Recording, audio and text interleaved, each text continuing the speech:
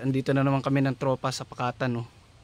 Ayun, nanguhuli kami ng bulaso at habang po sila ay nanguhuli ng bulaso ay nanguhuli po ako ng talaba o tapalang o tulya. Hindi ko alam kung anong tawag po sa inyong lugar niyan. Kung naalala nyo, last week inanapalang tayo. Kaso konti lang yung nakuha natin kaya namulaso na lang kami. Yung mga nahuli ko pong maliliit na tulya noon, itaninim ko po kasi napanood ko lang po yun, nakuha ko lang po yung idea na yun sa vlogger lang din. So ayun na, titingnan po natin ngayon kung malalaki na yung itininim nating tulya. I-harvest na po natin. Dito lang po yung banda Ayan.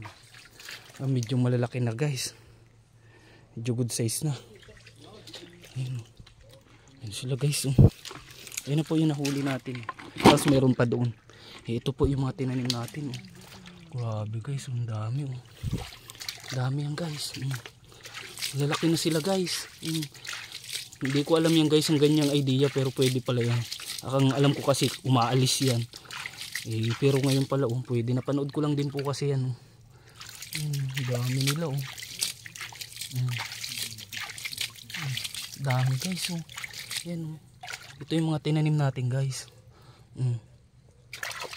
Tingnan nyo, ang dami lalaki dami nila guys, ang lalaki na nila. Ano kayang kinakain ito guys? Lagyan natin dito sa lalagyan. Ayan. Mamaya na natin hugasan to.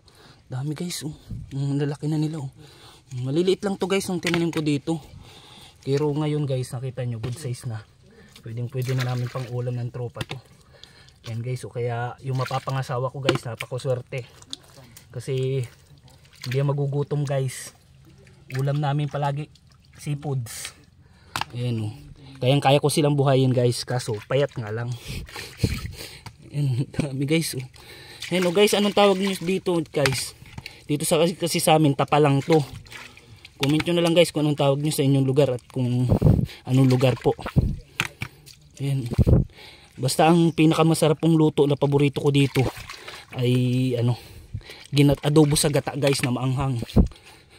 Pero di ko alam sa inyong lugar kung anong gusto nyong luto dito. Comment nyo na lang din po guys.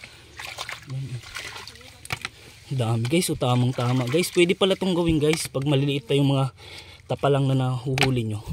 Pwede nyo munang itanim guys. Kasi mangangain sila, magpapalaki pa. Gaya nito guys. Ayan, 1 linggo pa lang nakalipas. Lalaki na agad nila guys.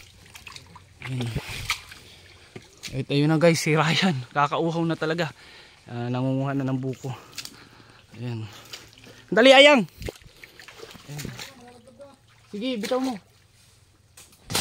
Ayan. Wait lang. Sige. Ito guys, yung nahuli naming naman, bulaso. Ayan, anong tawag sa inyo yan guys? Sige, dito po sa amin bulaso yan.